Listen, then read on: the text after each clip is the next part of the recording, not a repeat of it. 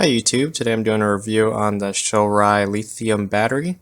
It's a two-part review on the battery and also for the battery charger. So I had this battery for about, I would say, a year to 2 years of experimenting and playing around with it, and overall I would say this battery is very impressive. So I'm going to go over some pros and cons. To start off, why get a Shorai battery? It's one of the cons are it ranges from $160 to $200 for one battery, versus the lead battery right here, which runs usually from $40 to $100, depending where you get it, what kind of cranking amp and brand. So, besides the price point, I'll explain why it's still worth it, even though you're paying twice the amount. So one of the advantages of the Shorai battery is weight saving. That's a huge weight saving. For example, I don't have my scale with me right now, but if I remember correctly off the top of my head, the Shorai battery weighs about 1.5 pounds. It's really lightweight, versus the lead battery weighs about 7 to 8 pounds. So that's quite a weight saving. Also the size of the battery. As you can tell, the lithium Shorai battery, it's a lot smaller than the lead battery. At the same time, it produces far more cold cranking amps compared to a lead battery, and also performs a lot better under colder weather. Another advantage is it has a power retention. Compared to the lead battery, if left out over time, non-trickle charge, the battery would deplete and die. Compared to the lithium battery, it actually holds and retain the proper voltage. Another advantage is the lifespan of the battery. For the lead batteries, as you charge it over and over time, it just starts to degrade and just doesn't hold the amperage and the voltage that you want compared to the lithium battery. Also, with the lithium battery, there isn't acid that you have to pour in, leak out, no water escaping the battery. Compared to the lead battery, as you can see, there's a cover on the top. Yeah, it's kind of dusty. It's in the garage. It's a dead battery. But anyways, it has a cover, and it just seals the water and acid out. And sometimes it does seep out, depending on the vibration or if the seals wear out. So that is a problem. So that's another advantage of the lithium battery over the lead battery. Another thing is the lithium battery has a higher resistance to vibration compared to the lead battery.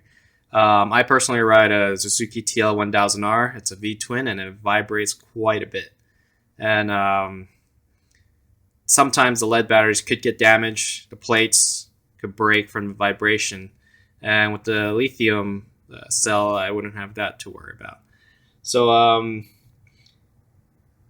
like I said earlier, I would highly recommend the lithium batteries with all those advantages: weight saving, the size, cranking power, power retention, lifespan, no worries of leaking acid or losing water out of the batteries, and has a vibration resistance.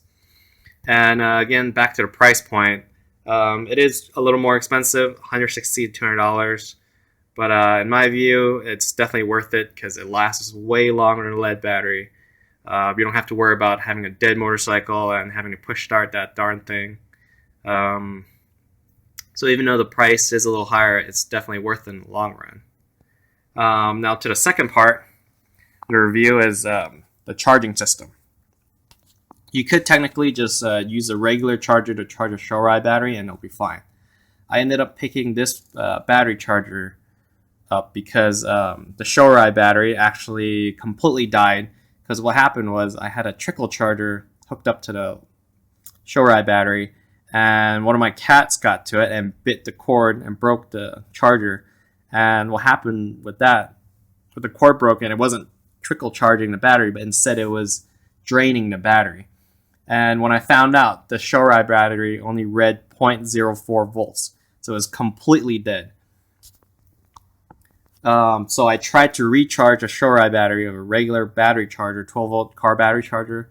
It did not work. The battery stayed at 0.4 volts, completely dead.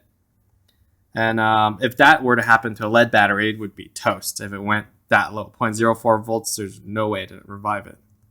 And so what I did next, knowing that is a lithium battery, there is a chance to revive it because a lot of lithium battery doesn't have memory like the lead battery does. It could be drained all the way to complete zero and brought back to life, and it would work just fine. So what I ended up looking for was a Shorai Lithium battery management system. It is a little pricey too. It's ran me about $80 on Amazon.com. And is this battery charger worth it?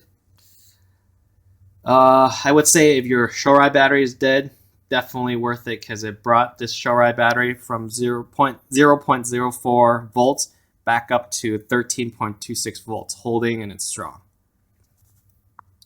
For this battery charger, a lot of people on Amazon, they're complaining about how short the cords are and how the cords does not look like it could hold out to outdoor weathers.